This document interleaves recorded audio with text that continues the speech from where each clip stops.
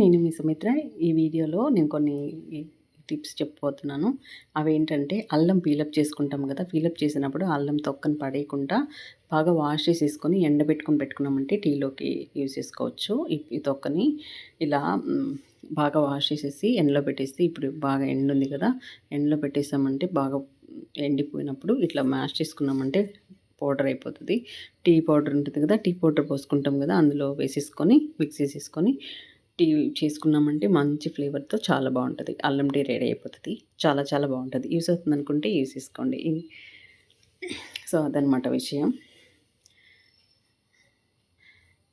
Waste చేయకుండా ఇంకొకటేంటంటే వెల్లుల్లి ఏంటంటే నేను హాఫ్ కిలో గానీ, 1 కిలో గానీ తెచ్చుకుంటాను. ప్రతిసారి తెప్పించుకుంటా.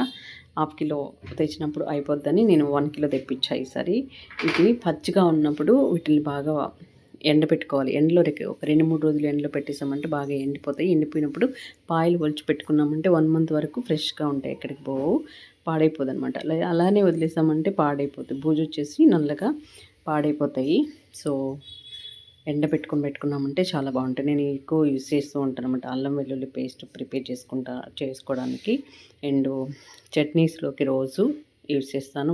ఫ్రైలోకి, పప్పులోకి, పికిల్స్‌లోకి అన్నిట్లోకి ఎక్కువ యూజ్ చేస్తుంటాను కాబట్టి వెల్లుల్లి ఎక్కువ తెచ్చుకుంటా. అలాగే 2 నెలలకు ఒకసారి, 2 మంత్స్‌కి ఒకసారి ఎండుమిర్చి తెప్పిస్తాను. ఎండుమిర్చి తెప్పించి బాగా ఎండబెట్టేసి ఈ కాడలన్నీ లేకుండా నీట్‌గా క్లీన్ చేసుకొని ఒక పావు కిలో వరకు పక్కకు పెట్టేసుకొని మిగిలినవన్నీ ఆడిచ్చేసి మిల్లుకి పట్టిస్తాననమాట.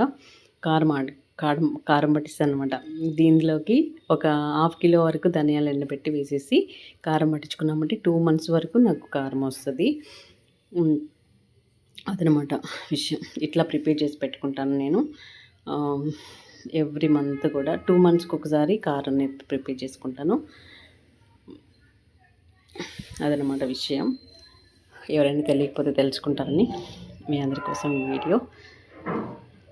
ఇప్పుడైతే నేను వీటిని బాగా ఎండబెట్టి తీసుకున్నాను. ఇంకొక రోజు ఎండబెట్టామంటే ఎండిపోతాయి. ఓకే. బాయ్. చూస్తూనే ఉండండి. Thanks for watching.